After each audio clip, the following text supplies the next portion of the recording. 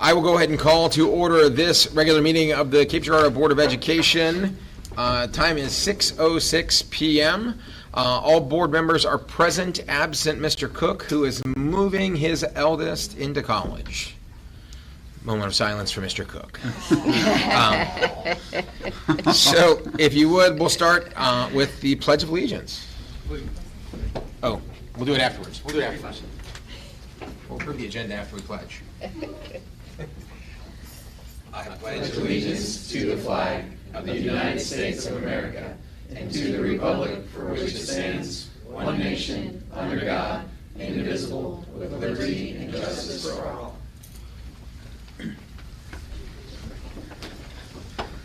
All right, before you have an agenda, can I have a motion to approve the agenda?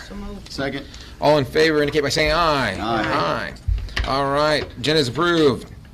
Do we have recognitions? We have no recognitions. I would like to recognize that we have no recognitions. Do we have any information proposals? Mr. Payne? This month. We do not. So as a reminder, for anyone who wishes to speak before the board, there is a process. You submit to Mr. Payne, who's the board secretary, with sufficient notice and get placed on the agenda.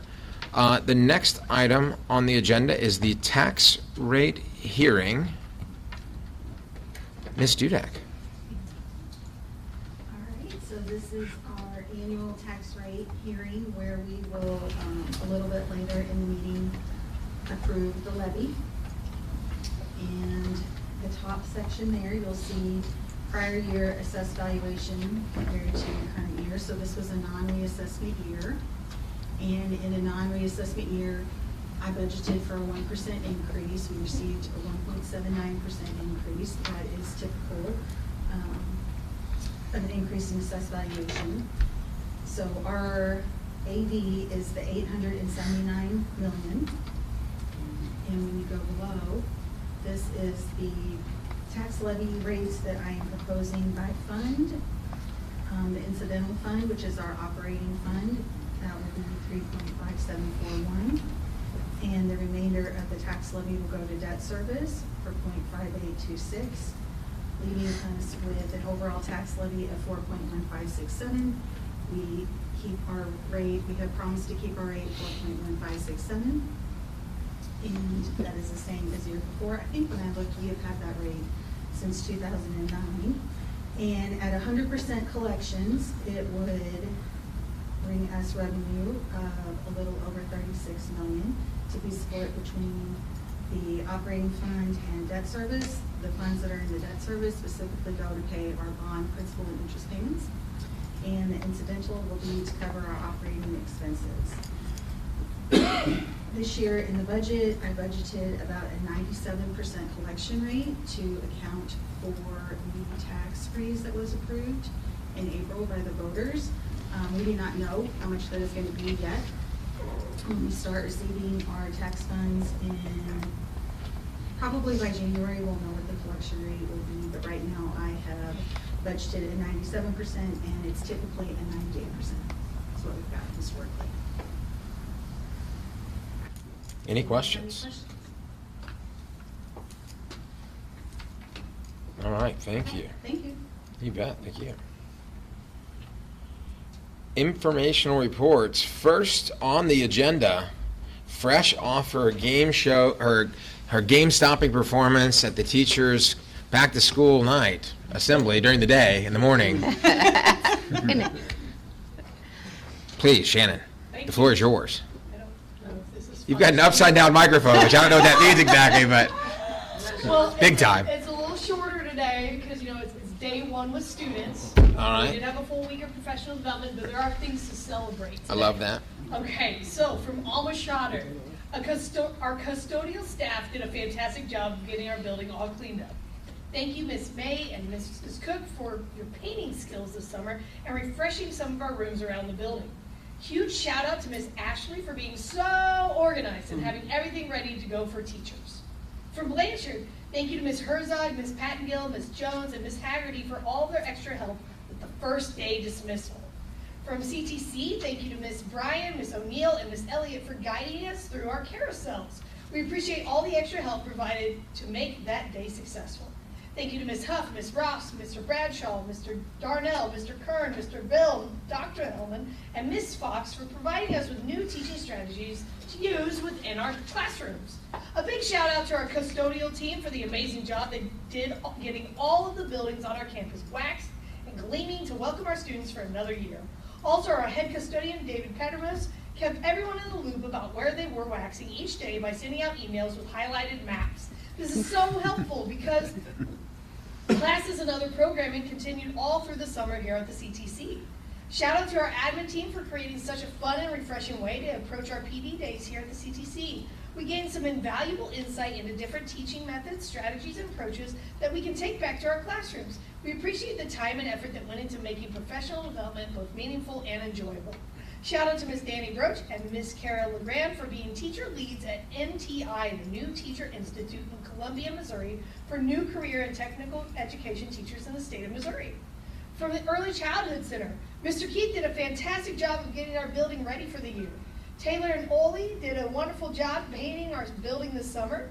Thank you, Megan and Sarah, for organizing PD for our ECC and PK teams. Ms. Brooke, thanks for handling all things transportation and beyond. Great first day back at ECC. Go Tiny Tiger team. Say that 5 times. From Central Academy, shout out to all CA staff. The first day of school was amazing. From Jefferson, shout out to Sarah Reckenhouse for being a great leader for the SPED team at JE. She has taken all the challenges and curveballs and knocked them out of the park. I like all the baseball references. We are so blessed to have her as a psych examiner. And from the middle school, shout out to all of our carousel presenters to make sure our school is ready for the new year. And to those on the dismissal crew, it is a new system with lots of work and care put into it. Thanks for keeping the school and students safe and efficient. And those are our shout outs from August, day 1 of school. Yeah. I feel like when you retire, you should be like a narrator for like animated shows or something. I would love that. It's gonna be you and Tom Hanks going like back and forth in my mind. Toy Story 12 or something. Well, thank you. So board president's report, first day back at school. Exciting times. It was exciting to be over the high school when the staff was gathered last week and feel the energy in the room as they're all coming back for another exciting year. I have a senior who was up for senior sunrise, but I think they missed the sunrise because I was like, hey, what time is she going? The sunrise is going to rise in any minute now. Is you still here? So seniors out there next year, plan ahead. It's like listed in an almanac. You can know when the sun rises and be there to see it. But it was a very early morning is all we'll say. And that's all I have. Looking forward to an exciting year.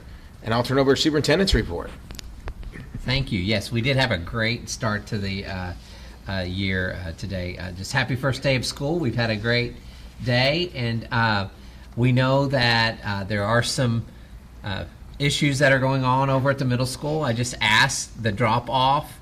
The drop-off wasn't too bad, but the pickup was a little bit longer than normal.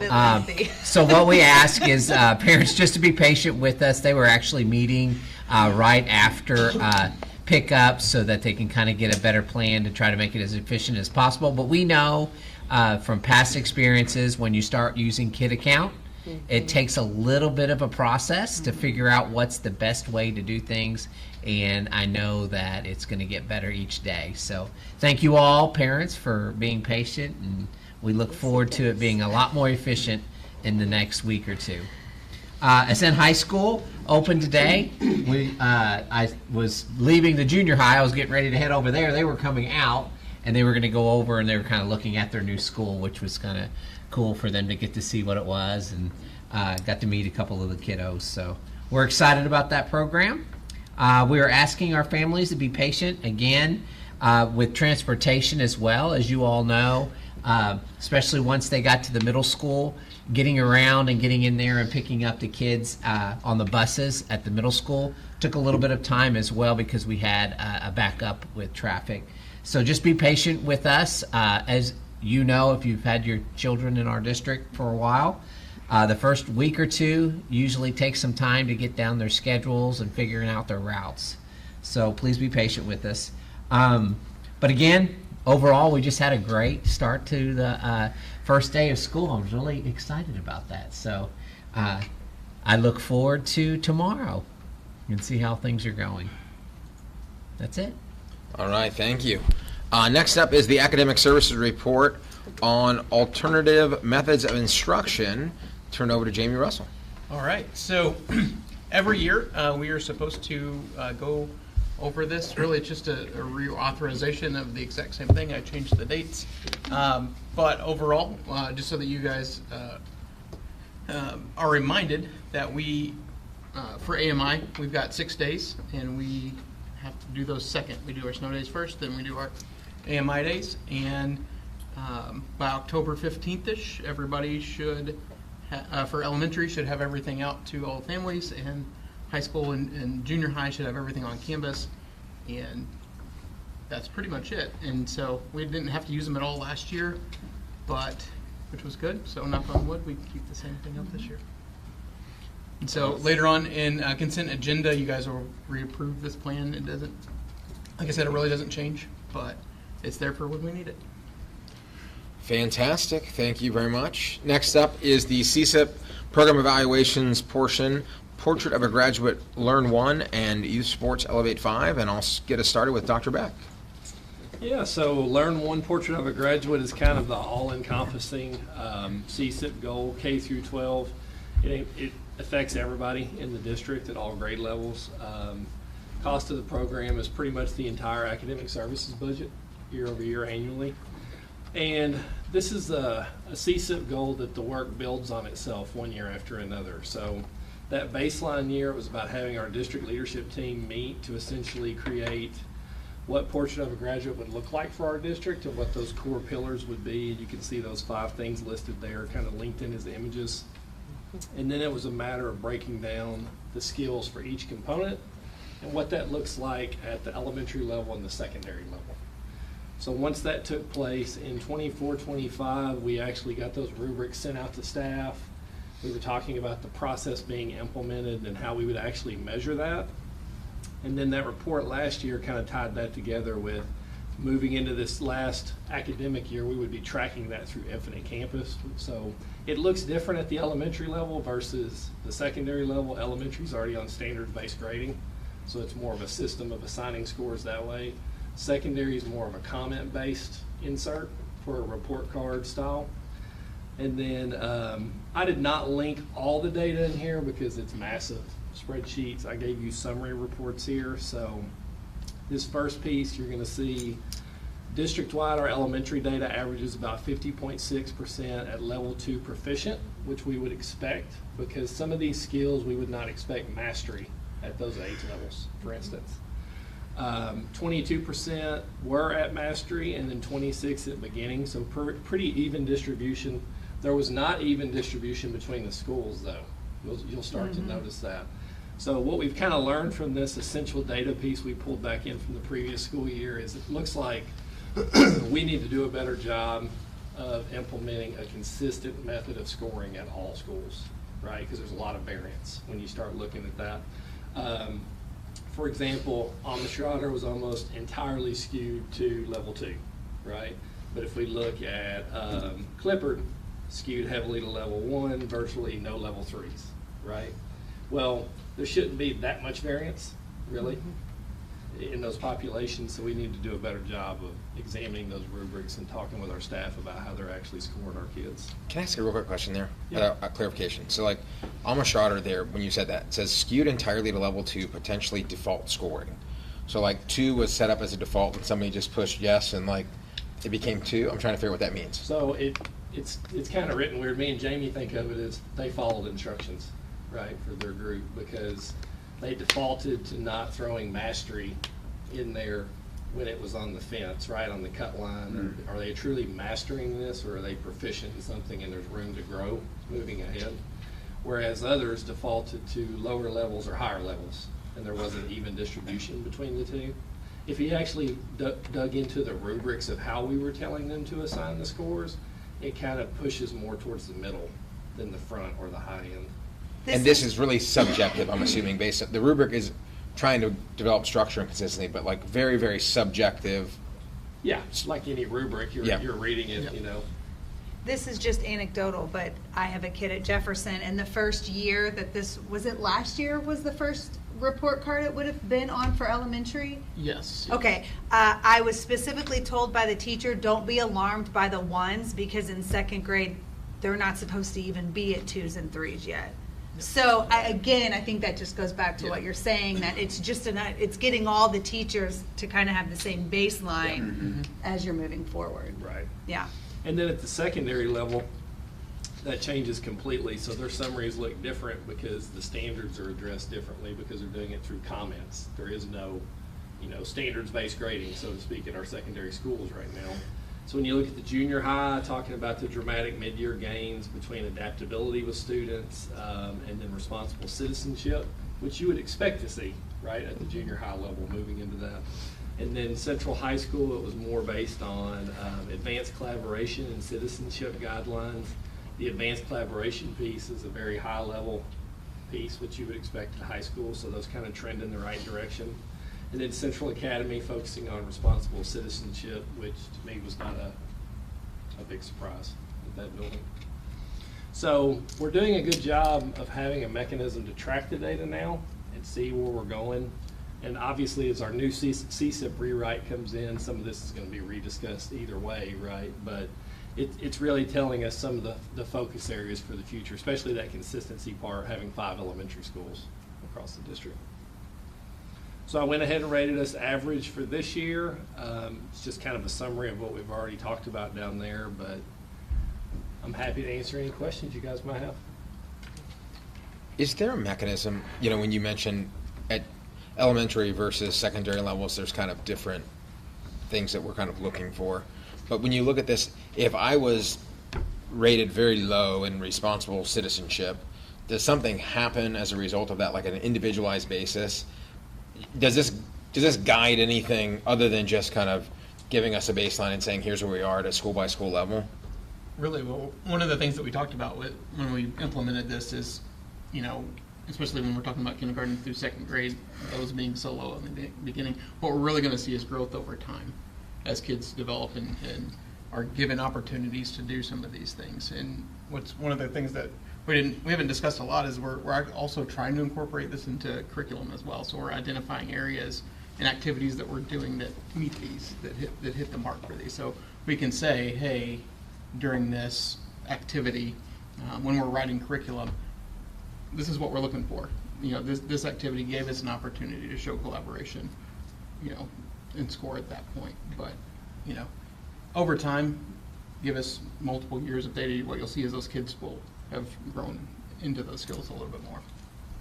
And it looks drastically different because at the elementary level, it's embedded into grade levels per se, right? And then when you get to the high school, it's embedded into content. Where does it fit to be measured? So it's just kind of a different landscape when you're looking at those two. And so you're saying, like, high school, you have 4 grade levels of students, but technically the expectation is the same based on the rubric, whether you're a freshman or a senior. That's kind of your point when you said that? Well, and how they're measuring that skill set itself, a lot of that goes back into which content area does it fit in.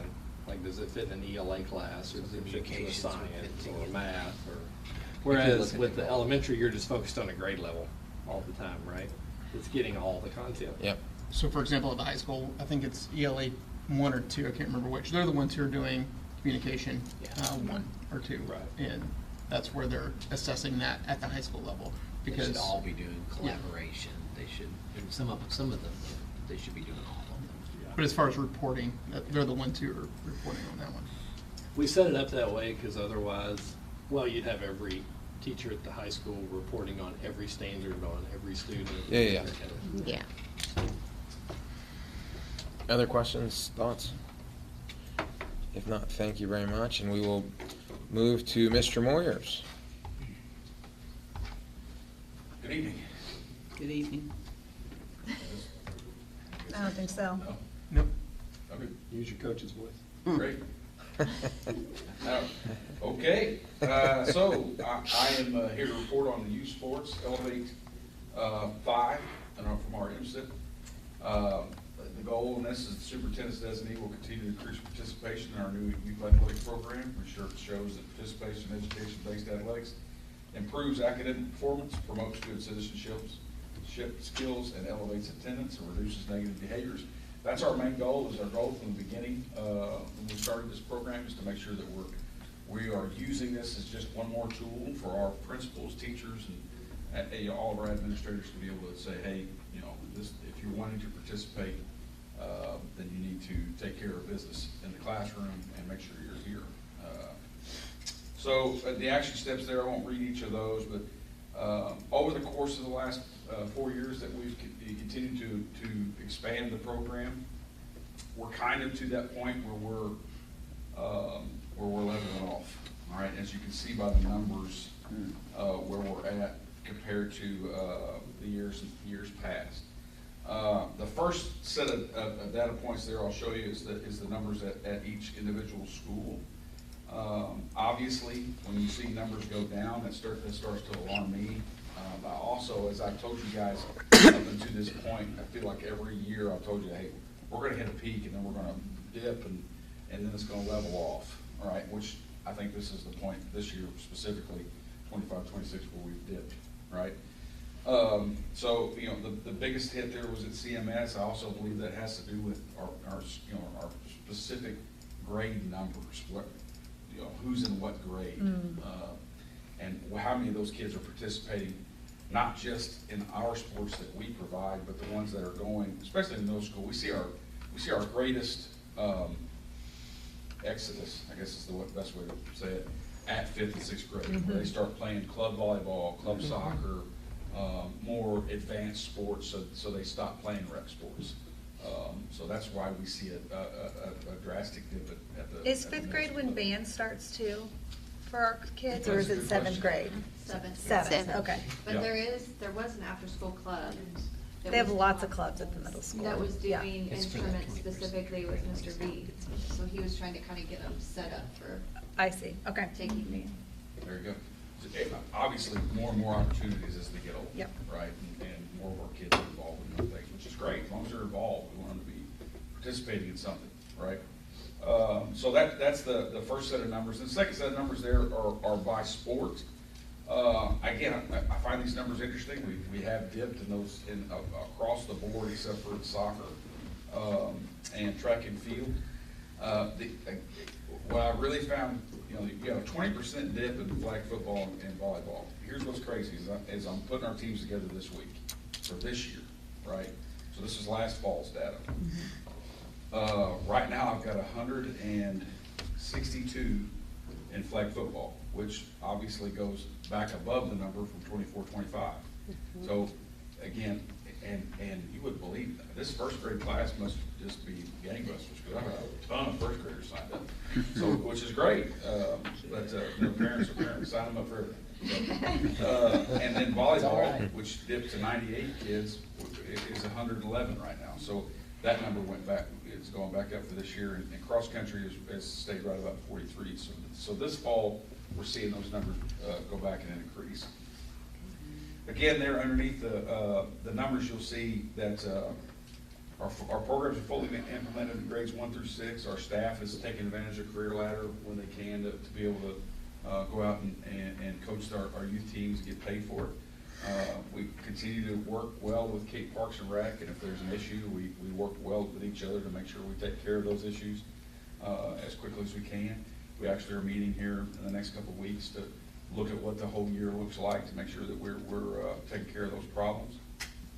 The biggest thing is, I'll say, in that district coaching staff continue to increase the number of camps and youth-related activities.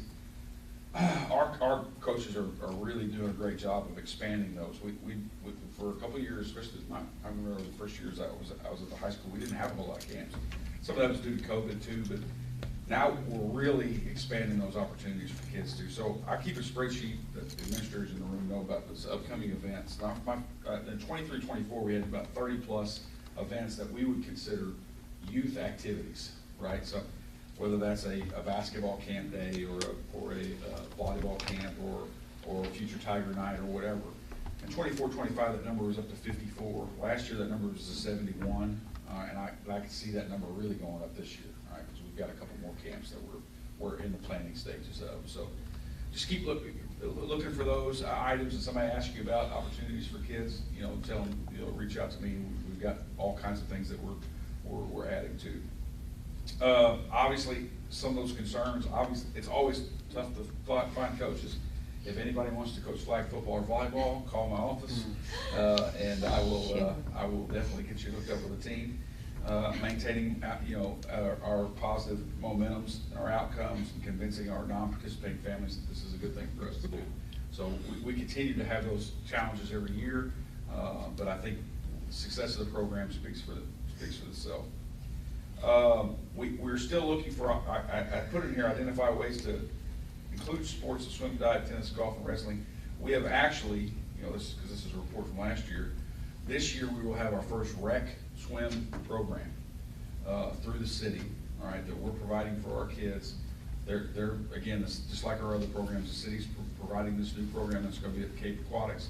RCA is going to run it for the city, so they'll get to identify kids that possibly could be good and come to club swim, so it works out for them as well. We'll be providing that in late October and through the month of November. We've also expanded our Special Olympics programming. So we had this great plan. Andy and I had this great, hey, we've got this, we're going to do, this grade's going to do bowling, and then we're going to do, and then our wonderful staff at the high school and junior high and middle school said, hey, we can go ahead and do that now. Yep. So we've got bowling, basketball, and track and field for grades 3 through 12 across the district for this year. Bowling starts in September the 17th, I think is our first practice. So our kids will have the opportunity to go out here to the bowling alley and practice for 8 weeks, and then we're going to have a couple competitions.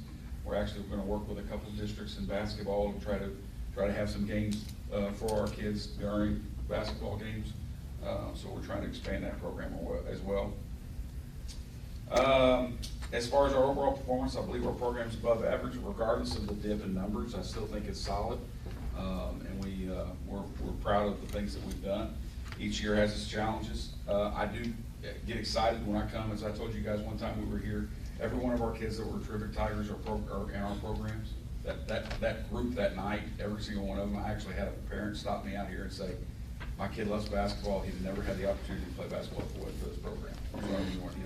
So that stuff, obviously makes me happy. But and I hear from our other districts as well saying, hey, we really wish our district did that. Provided that service for our students. So kudos to you guys in the district for providing that for our kids. Any questions about our program?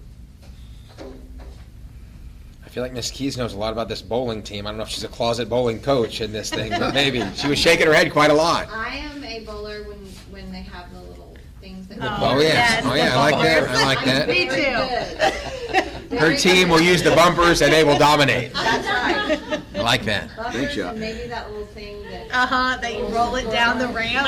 Oh, yeah. That's me. I'm not sure this is our motto, but if you're not cheating, you're not trying, they say in some circles. So there you go. Well, hey, thank you, Tyson. Next on the agenda is the Treasurer Finance Report. Ms. Dudek.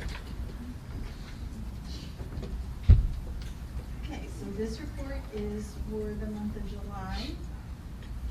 I don't know if I should say this, but I'm going to. July seems to be a slower month with our expenses after we come off of June, which is a very, very high month. So our beginning fund balance for the general fund is $22.6 million. If you look over in the total revenues received were $2.9 million and expenses were $2.1 million. So this would be a month where our revenues are actually exceeding our expenses and across all the funds. And there is no transfer to the special revenue fund because the expenses are lower than the revenue. So during the month of July, our payroll expenses are the lowest they are all year. We're only paying our 12-month staff. So August and September, you're up for our first really big payrolls for the year. So that leaves us with the ending fund balance of $22.5 million. The cash and investment details listed below. Does anyone have any questions? Sounds like a banner month. Making money in July. It's big time, Ms. Dudek. Killed it this month. Next up, Support Services Report. Yes. So Dr. Binion had mentioned Ascent High School earlier as far as the construction, and to note that this is separate from bond dollars. But roof is on, it's mostly in the dry. House wraps on, soffit fascia's done, so it's coming right along on track. They had very minimal weather days, so I think we're going to be right on track for that opening in January as well. The middle school and junior high flood damage issues that we had have been complete. Day treatment's in. I don't know if they're fully settled, but they're probably pretty close. So that stuff got done. Tennis courts, if you've been by there, they've started resurfacing the existing tennis courts today, and then the new tennis courts. Foundationally, that part's done. We should have those in October sometime as far as that goes, but the resurfacing should be complete in time for our first match.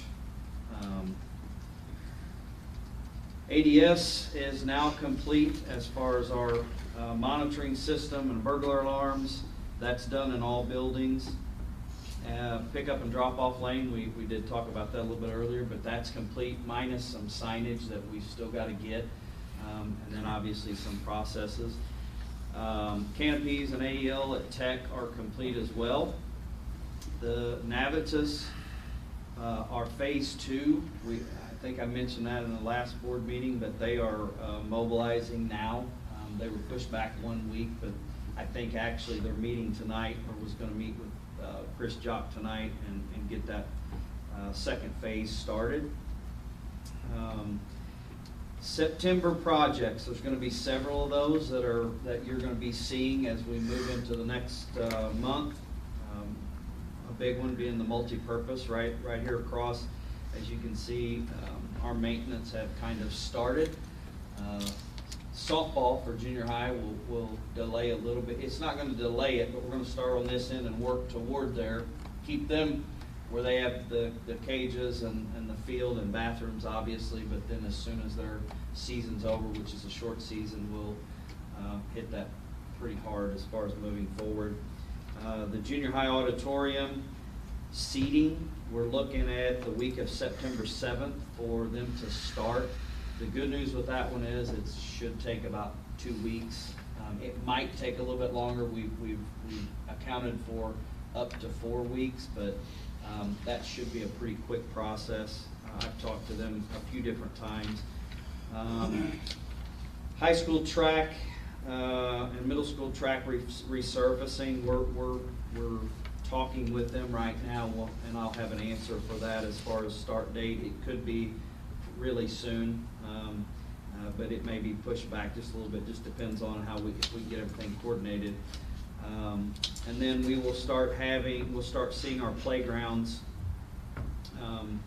the pour in place, and all of that for our playgrounds with our, in particular elementaries, but even some other areas that will be starting to take place in September as well. As a heads up, we will be meeting with the CMAR this week on Thursday to talk about next steps for other proposals and approvals for you all moving forward, and kind of where we're going next. We're in a pretty good place. A lot of things are moving and shaking right now, and you'll be seeing a lot more in September, and we're just going to keep it rolling. Any questions on that? No, thank you very much. A lot going on indeed. I appreciate it. Next month, we'll even get your name on here, Brock. You'll not be anonymous in this thing. We'll get you added. Sure, Mr. Crowell is probably responsible for that glitch. No, just kidding. Next up, board reports, MSBA delegate report. I think that's Casey. Casey. He has no report. Next up is the legislative report, which I am certain we have. Yes, I have one. First of all, the August ballot tax initiative failed by a large margin. That was the initiative that was going to get rid of property tax and phase in income tax and phase in sales tax. But that failed. I'm sure it will come up again in the legislative session once that begins in January of next year. But for now, income tax remains, and public support seems to be very much behind that. So that is good news for school districts as of right now. The other thing I was going to talk about, it's up on the screen if you want to see it larger, but the A through F Missouri grading system that is going to be taking place. This has been in discussion for several months. I just haven't really talked about it because they haven't really had any solid guidelines for it, but some framework has come out. If you look on the left side, it talks about what framework they're going to use for the K through 8, and then for high school, you can see it's basically just between academic achievement, value-added growth, and growth to proficiency. It's slightly different for high school, but generally the same. The implementation timeline, September, they are supposed to actually vote. There is a board that is taking care of this. So they are supposed to vote on that framework being what will actually be used. In late 2026, they will start implementing this. And then in September of next year, 2027, it should be in full operation. And so that is what we can expect for that A through F. As more information comes out, I will share it, but that is about all we know at this point. So that's all I've got. I'll give you a grade of A for that legislative report. Next up, Cape Public School Foundation, Ms. Understall. Yes, Amy wanted the board to know that over the summer it's been an incredible, well, throughout the year it's been a great outpouring of support from the community. Grateful for many donors, businesses, churches, volunteers, and community partners who help provide back-to-school supplies for our Cape students. And thank you, Mandy, for coordinating so much of that. So the foundation continues to help meet needs that become barriers to students.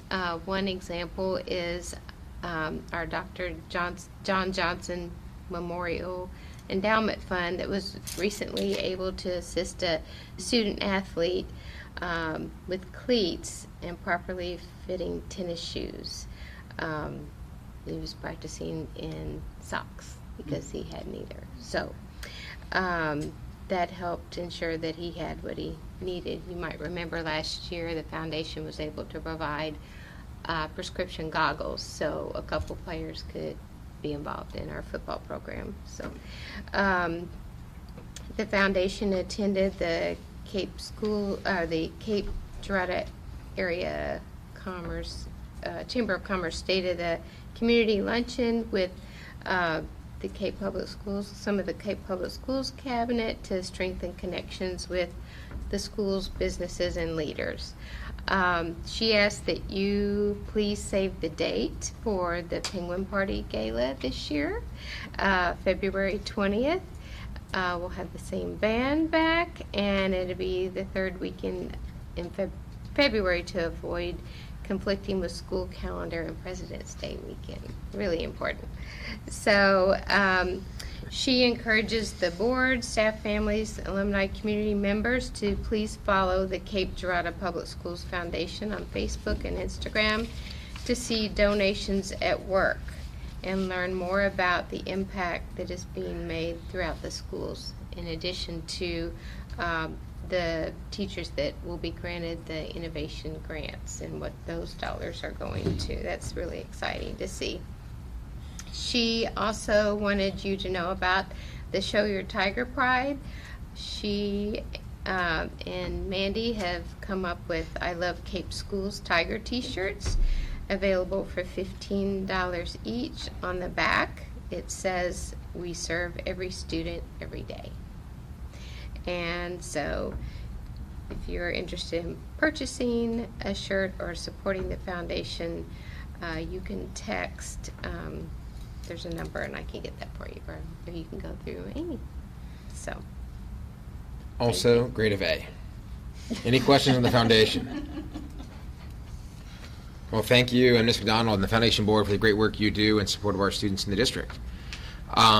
Next on the agenda is the approval of consent agenda, which includes minutes from the July 2020 2026 regular meeting and the July 24th special meeting of the Board of Education, payment of bills, adult meal prices, which are a heck of a deal. If you click on that, you won't find a place to eat better food for cheaper.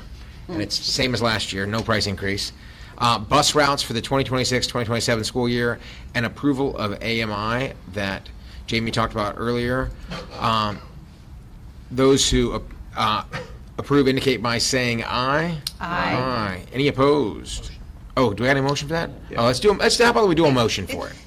So Do you have a- moved. So moved. Do we have a second? All right, all in favor? Aye. All right, sorry about that. I jumped the gun on you. It's all right. I got so excited to approve it.